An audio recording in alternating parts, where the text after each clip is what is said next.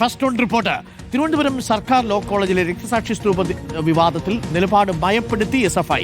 വിവാദ സ്തൂപത്തിന് മുന്നിൽ രക്തസാക്ഷി അനുസ്മരണം നടത്തില്ല.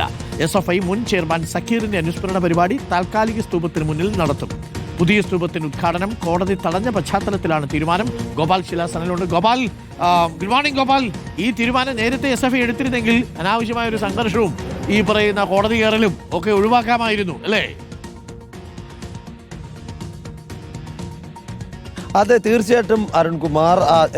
തിരുവനന്തപുരം ഗവൺമെന്റ് ലോ കോളേജിലെ മുൻ SFI ചെയർമാനായിട്ടുള്ള AV സക്കീറിന്റെ രക്തസാക്ഷി സ്തൂപവുമായി ബന്ധപ്പെട്ടാണ് കുറച്ച് ദിവസങ്ങളായി ഈ ലോ കോളേജ് വലിയ പ്രശ്നം നിൽക്കുന്നത്. രക്തസാക്ഷി സ്തൂപം സർക്കാർ ഭൂമി കയ്യേറി അനധികൃതമായി നിർമ്മിക്കുന്നു എന്ന് കാട്ടി ആദ്യം പ്രിൻസിപ്പൽ ഒരു സർക്കുലർ ഇറക്കുകയും പിന്നീട് ഇവിടുത്തെ KSU നേതൃത്വം അതിന്റെ പണി മുന്നോട്ട് SFI അതിന്റെ പണി മുന്നോട്ട് കൊണ്ടുപോകുന്നു എന്ന് കാട്ടി ഹൈക്കോടതിയിൽ ഒരു റിട്ട് ഹർജി നൽകുകയും ചെയ്തിരുന്നു. ഇന്നലെയാണ് ഹൈക്കോടതിയിൽ ആ സ്തൂപത്തിന്റെ ഉദ്ഘാടനം തടയണമെന്ന് ജില്ലാ കളക്ടർക്കും അതിനോടൊപ്പം തന്നെ പോലീസ് അധികാരികൾക്കും നിർദ്ദേശം നൽകിക്കൊണ്ട് ഒരു കോടതി ഉത്തരവ് പുറപ്പെടുവിച്ചത്. അതിന് പിന്നാലെയാണ് ഇന്നലെ വൈകുന്നേരം ക്യാമ്പസിൽ സംഘർഷമുണ്ടാകുന്നത്.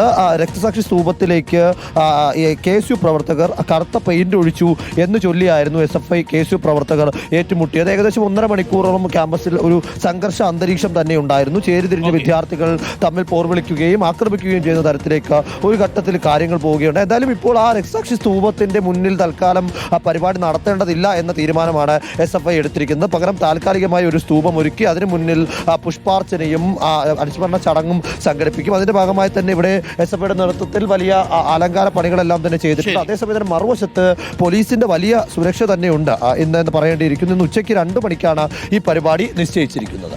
Okay, thank you. ഗോപാൽ ശിലാസനിലാണ് വിവരങ്ങൾ നൽകിയത്. Thank you Gopal.